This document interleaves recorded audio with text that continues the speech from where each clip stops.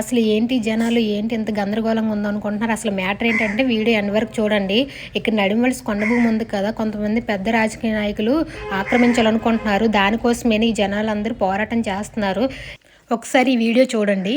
అంటే Andhra Pradesh industrial and infrastructure వాళ్ళు industries పెట్టడానికి కొండ భూములైనటువంటి 36, 38, 33లో ఒకటి, 34లో ఒకటి ఈ సర్వే నంబర్లు గల భూమిని ఏపీపీఐఎస్ వారికి బదలాయించుటకు గ్రామ సభ చెప్పి ఉన్నాం.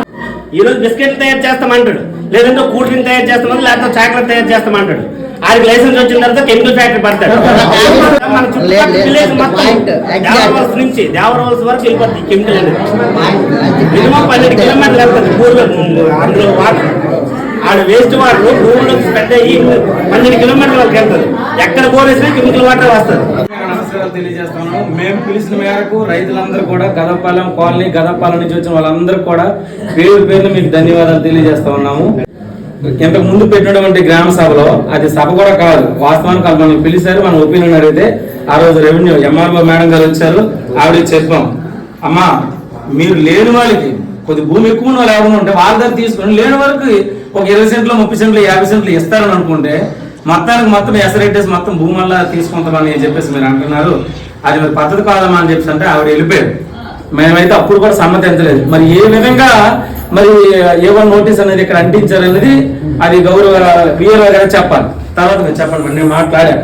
మేము అక్కడ ఆ రోజు కూడా మేము సంతకాలు కూడా ఏం పెట్టలేదు, గ్రామ సభ తీర్మానం కూడా అవ్వలేదు. మీరు ఏ మినిట్స్ రాసుకున్నారు, ఏ ఎజెండా రాసుకున్నారు, ఏ రెవెన్యూస్ రాసుకున్నారో నాకు తెలియదు. తర్వాత మేము చెక్ చేస్తాం. రెగ్యులేషన్ లెటర్ లో ఏం రాసుకున్నారో, ఆ రోజు ఏం రాసుకున్నారో చెక్ చేస్తాం కంపల్సరీ. కలెక్టర్ గారికి ఒక ఆర్టీఐను, ఎంఆర్ఓ మేడం గారికి ఒక ఆర్టీఐ వేసాను.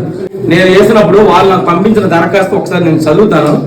ఇక్కడ మొత్తం చదవలేదు కానీ రెనోవల్స జీసగడ మండలము, Srikakulam district establishment of industrial park of allotment mister NER Civico company private limited.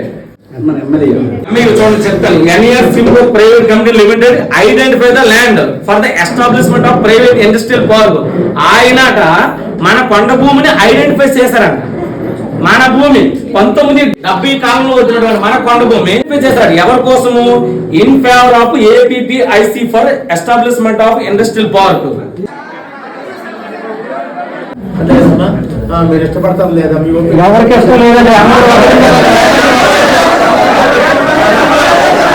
మీ అందరూ ఏదైతే కోరుతారో నా యొక్క